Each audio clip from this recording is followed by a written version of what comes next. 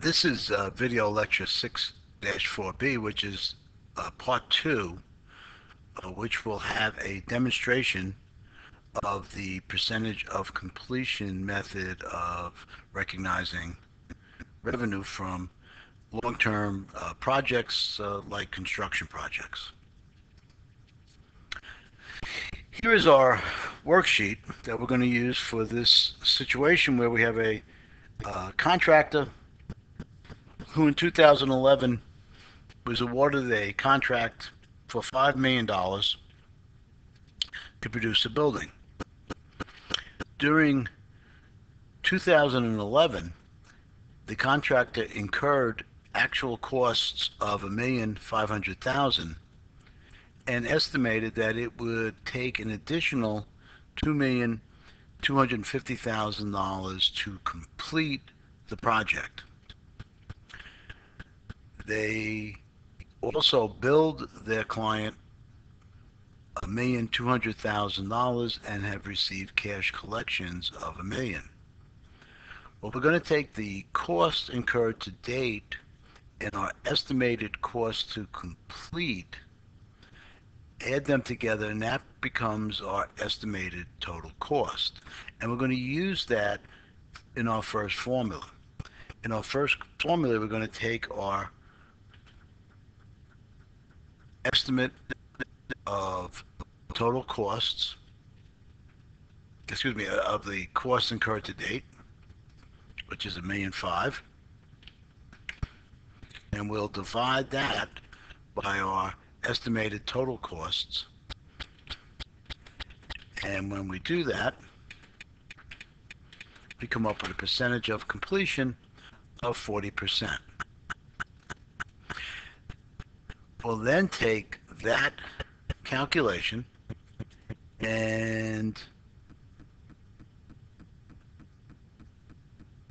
multiply it by our estimated revenue of $5 million,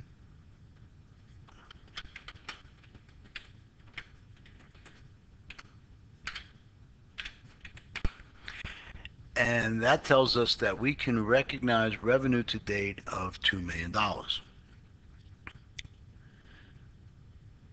Next, we're going to figure out the gross profit that we can recognize to date.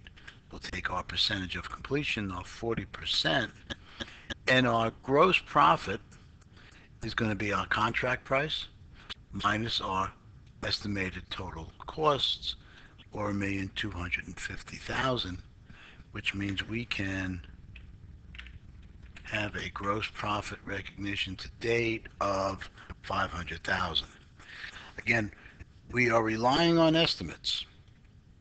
If in the future, as we will see, these estimates change, we may recognize more or less gross profit on the project to date.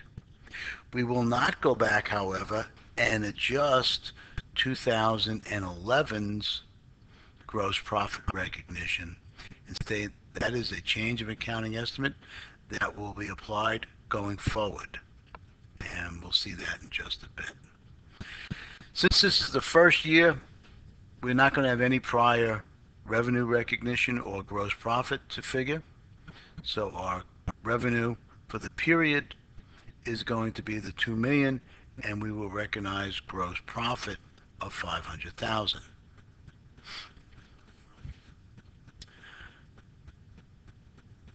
The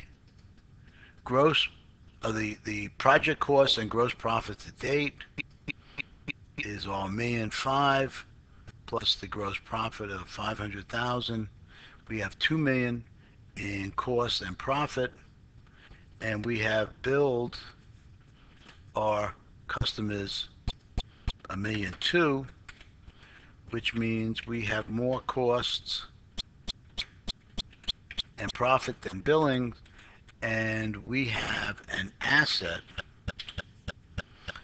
called cost and profit in excess of billings, and it's going to have a balance of $800,000.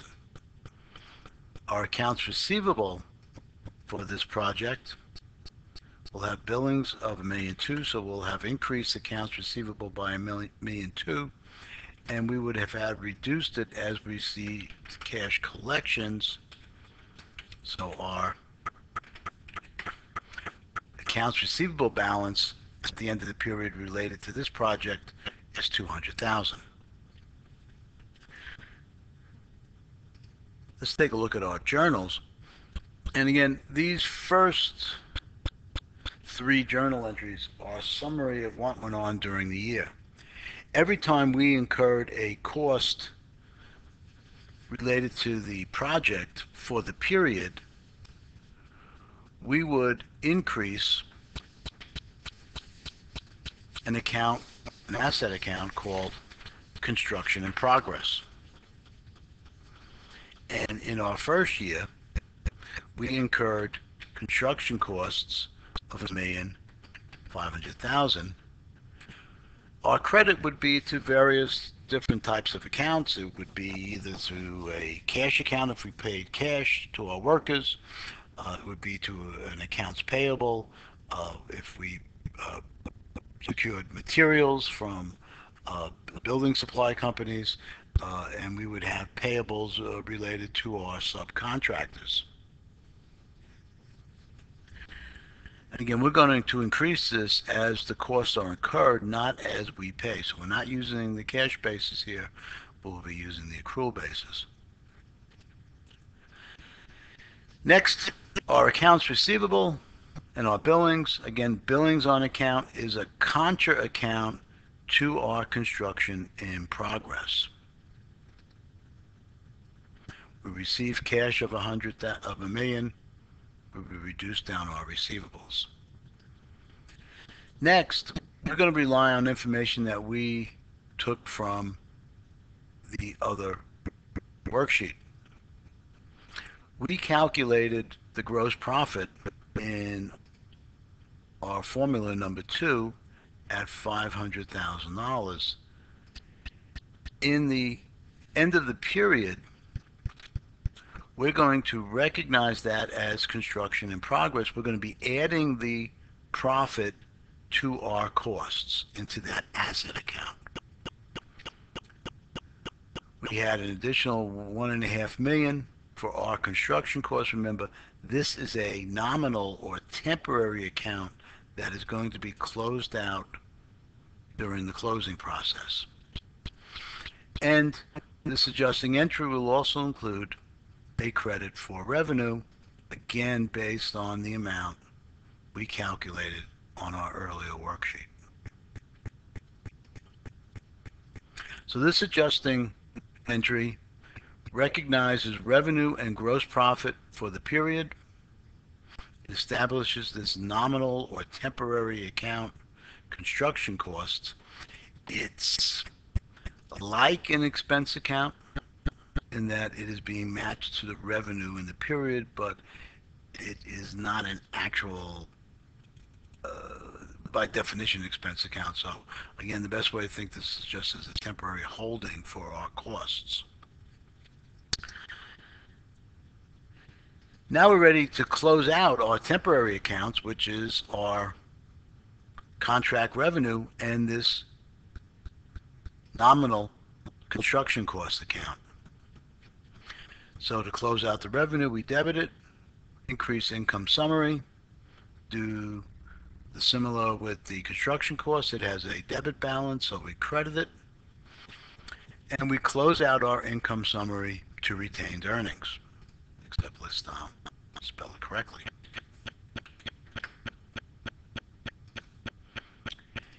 In 2012 now, we have incurred additional costs. We have made a new estimate of our cost to complete, and as you can see, we have a change here. Instead of being $3,750,000, these costs have increased now to $4 million. So now we believe it will cost us $4 million to complete this contract. The contract prices remain the same at $500,000, so our estimated gross profit has shrunk a bit. We continue to bill and collect from our customers. So again, the first thing we need to do is to calculate the percentage of completion.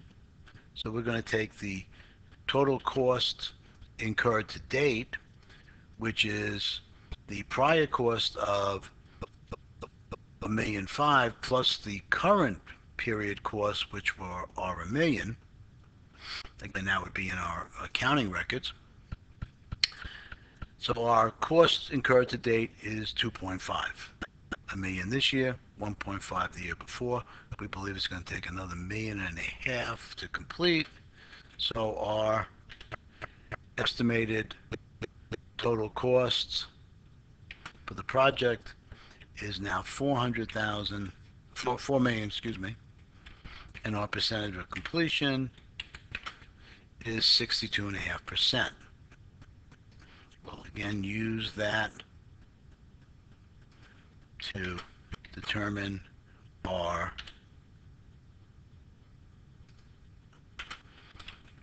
revenue recognized to date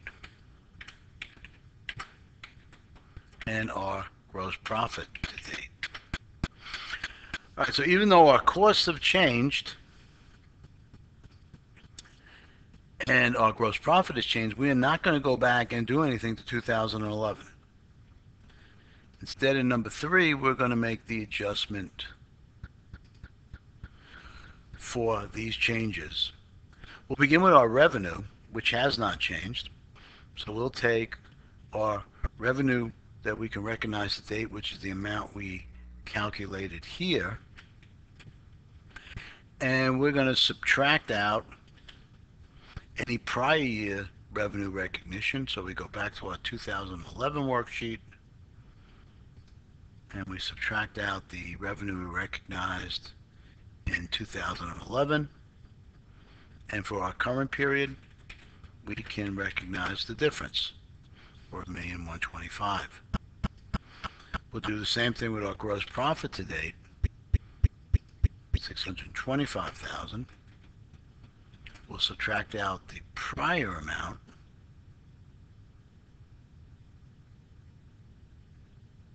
of $500,000, and that allows us to recognize gross profit of $125,000. So in this year, since our gross profit has reduced, proportionately, we're recognizing less gross profit as a relationship to revenue, because this is a change of accounting estimate. We don't go back and reformulate everything we did in 2011 based on this change in estimate. Instead, this process will get us up to date. So our gross profit is $125,000 for the period. Next, we'll figure out our asset accounts, our presentation on the balance sheet, and we'll begin with the comparison of the project cost and gross profit to date minus the billings to date. So our gross profit to date is the $625,000.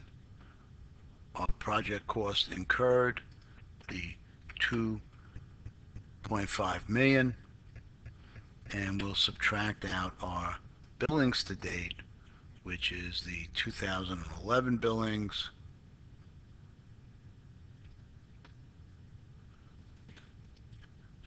the 2011 billings plus the 2012 billings. And in this case, we now have more in billings than we have in project cost and gross profit.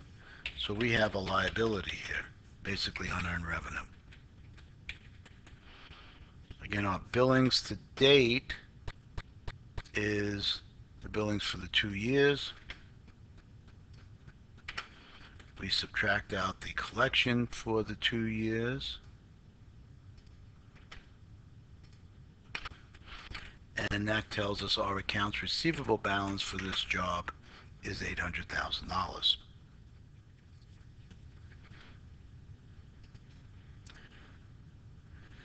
So this year our construction cost, remember we said, was $1 million. and this would be kept on an ongoing, continuous basis on the job site.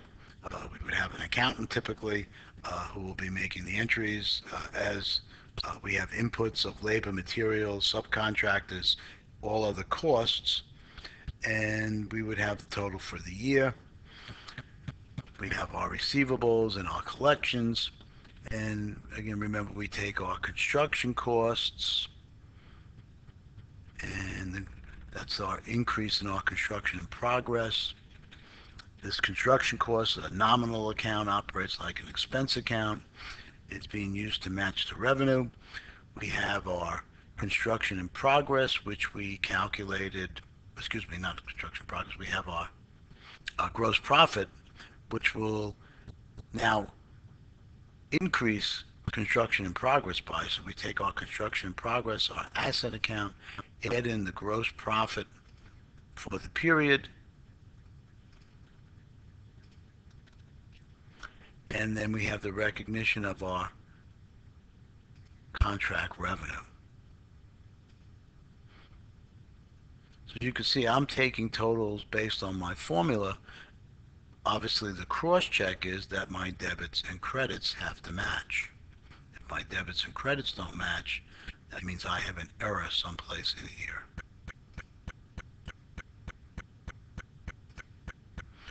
So then we'll go through our closing process, where we close out contract revenue and costs of construction into the income summary account, which has a debit balance of 125 after the closing, which is then closed out to retained earnings. Finally, in 2013, the project is completed. We have an additional input of costs of $1,000,006, which brings our cost incurred to date to $4,100,000. So the $1,000,006 is added to our prior cumulative amount. We are completed the project, so there's no more costs to complete. We have estimated gross profit of $900,000. We have our billings and our collection. Obviously, we are 100% completed, which means we can recognize all of the contract revenue over the 3-year period and all of the gross profit, the final gross profit amount, which turns out to be $900,000. So we go to step 3. We can recognize all of the contract as revenue. We'll subtract out the prior recognition, which we'll pick up in our worksheet in 2012. And we'll do the same thing for our gross profit. Pick up that number from 2012. And we have our current period revenue for the last year and the current year's gross profit. We will not need to make any reporting on this. We will have closed out our construction in progress. We will have eliminated any cost and profit in excess of billings or billings in excess of cost and profit. And of course, we will have completely collected based on the information given. We had $5 million in billings and $5 million in collections. So this project, once it's over, the only effect on the balance sheet is going to be in the increase in retained earnings for the period.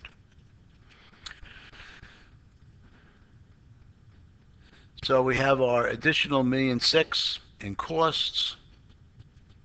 That increases our construction in progress. We'll set up our nominal account, construction costs.